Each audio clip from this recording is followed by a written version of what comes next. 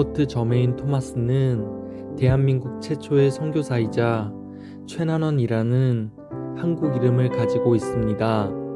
토마스 선교사님은 1840년 9월 7일 목사인 부친 로버트 토마스와 모친 메리 사이에서 태어났습니다.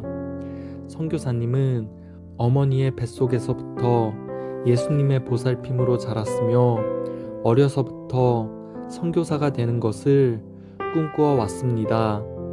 런던 대학 시절 지방교회에 가서 전도사로 활동했었고 항상 성령 충만하여 신앙적 활동에 최선을 다했습니다. 토마스 선교사님은 대학을 졸업하고 1863년 6월 4일 목사 안수를 받았으며 런던 선교회의 파송을 받고 캐롤라인과 결혼을 하였습니다. 하지만 그 후 토마스는 복음이 땅끝에 미치지 않으면, 우리가 복음에 미치지 않으면 하나님 나라는 오지 않는다 라는 말씀을 붙들고 선교와 복음에 큰 열망을 가지고 1863년 7월 21일 중국 땅 상하이에 도착했습니다. 하지만 이듬해 3월 24일 사랑하던 아내가 전염병으로 세상을 떠나게 됩니다. 그의 아내는 2주 동안 몸을 가누지도 못한 채 몸져 누웠으며 아내와 함께 있지 못했던 토마스 선교사님은 크게 슬퍼했습니다. 동료 선교사들과 의료 선교사들은 최선을 다해 그녀의 생명을 붙들어 보려고 열심으로 간호했지만 결국 그녀는 하늘나라로 떠났고, 그럼에도 선교사님의 부인은 마지막 순간까지 하나님께 의지하며 평화로운 죽음을 맞이했다고 합니다. 그 후 토마스 선교사님은 슬픔을 잊고 열심으로 선교 활동을 하던 중 조선에 대해 알게 되었습니다. 당시 조선은 병인 양료 직후 대원군의 세국 정책이 극에 달해 있던 때였는데 김자평, 최선일 등은 대원군의 박해를 피해 목선을 타고 조선을 탈출하게 됩니다. 이후 김자평과 최선일 일행들은 중국에서 천주 교인을 만났는데 그 천주 교인은 그들에게 로마 천주교 십자가를 건네주었습니다. 그 후 김자평과 최선일은 중국 땅에서 알렉산더 윌리엄스 선교사와 잠시 함께 머물게 되고, 그 두 사람은 윌리엄슨 선교사의 소개로 토마스 선교사님을 만나게 되었습니다.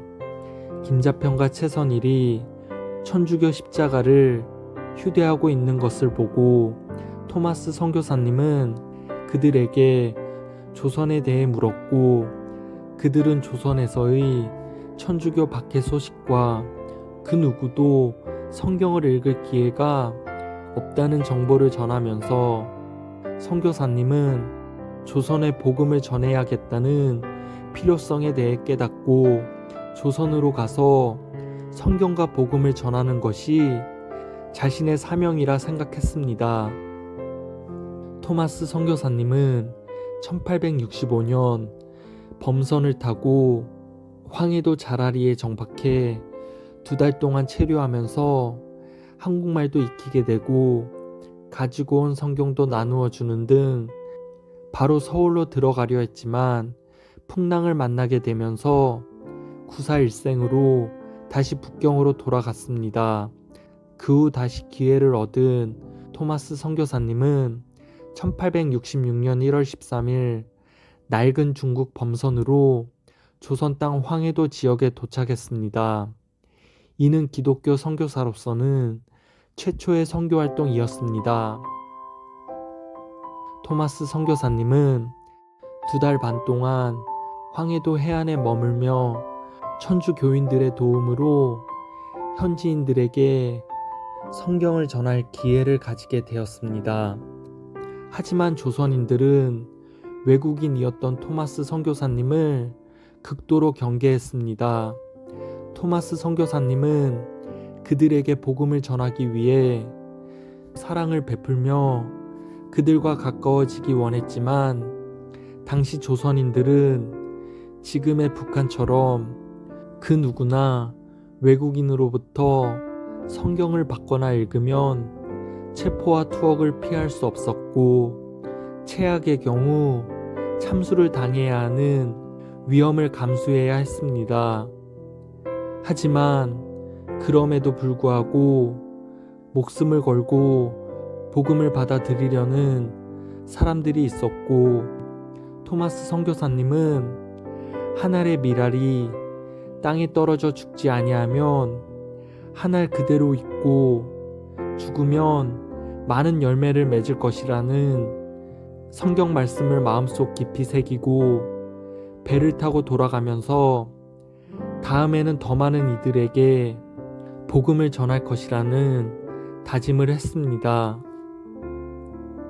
그런 후 1866년 7월 선교사님은 북경에서 조선에 문책자 파견된다는 리델 신부를 만나 통역으로 같이 가기로 결정했으나 프랑스 공간 함대는 인도 진압 방면에서 발생한 소요 진압차로 출동하게 되는 바람에 선교사님은 어쩔 수 없이 미국의 상선인 제너럴 샤머노가 교역 희망차 조선으로 떠난다는 것을 알고 편승하기로 했습니다. 선교사님은 윌리엄슨 선교사님이 준 성경책을 상자에 가득 넣고 조선으로 갈 준비를 마쳤습니다. 1866년 8월 9일 출발한 배는 8월 16일 서해안 용강 주영포에 도착해서 대동강을 거슬러 올라가며 물품 거래에 대한 위협을 가하는 바람에 조선인들의 반감을 사고 맙니다. 1866년 8월 29일 샤머노가 평양 대동강에 정박해 있을 때 중군 이연익이 샤머노의 불법 침입을 항의하기 위하여 배 위로 승선했는데 승무원들은 이연익을 불법적으로 억류하고 평양성에 대포를 난사해 사람들이 죽게 되는 사태가 벌어졌습니다. 격분한 평양의 군인들과 군중들이 화살과 투석으로 공격을 가해오자 양강도까지 피난을 갔지만 마침 장마물이 빠지는 바람에 배가 자초되고 움직일 수 없게 임태양난의 순간을 맞이하게 됩니다.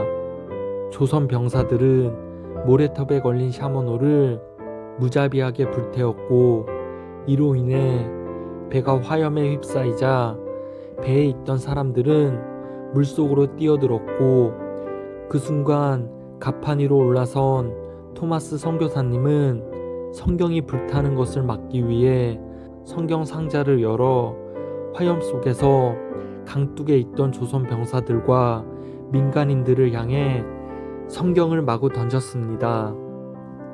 토마스 선교사님은 성경을 던지면서 성경을 읽고 예수를 믿으라고 사력을 다해 소리쳤습니다.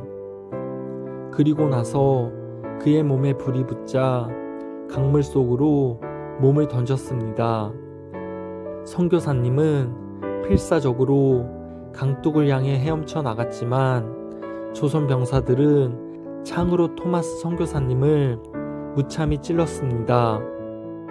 겨우 목숨을 유지하여 강둑에 올라선 토마스 선교사님은 여러분 예수님을 믿으세요.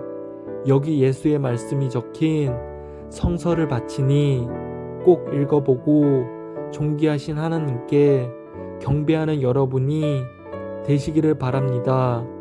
라는 마지막 말을 전하고 무릎을 꿇은 채 신문관에게 손에 쥐고 있던 성경을 바치고는 평양의 강군인 박충건의 칼에 목숨을 잃었습니다. 토마스 선교사님은 1866년 9월 3일 26세의 나이에 목이 잘려 순교를 당했습니다. 한편 토마스 선교사님이 뱃속에서 던졌던 성경책들은 그곳에 있던 조선인들이 몰래 집으로 가져가 벽지 대신 사용했다고 합니다. 그 후 그들은 자연스럽게 벽 속에 붙어 있는 성경을 읽게 됐고, 그 후로 기독교로 개종하는 수가 늘어났다고 합니다. 또한 그곳에서 토마스 선교사님이 던진 성경책을 받았던 최지향 소녀는 예수님을 영접하여 장로교 선교사인 사무엘 모페트에게 신앙교육을 받고 평양교회 장로가 되었습니다.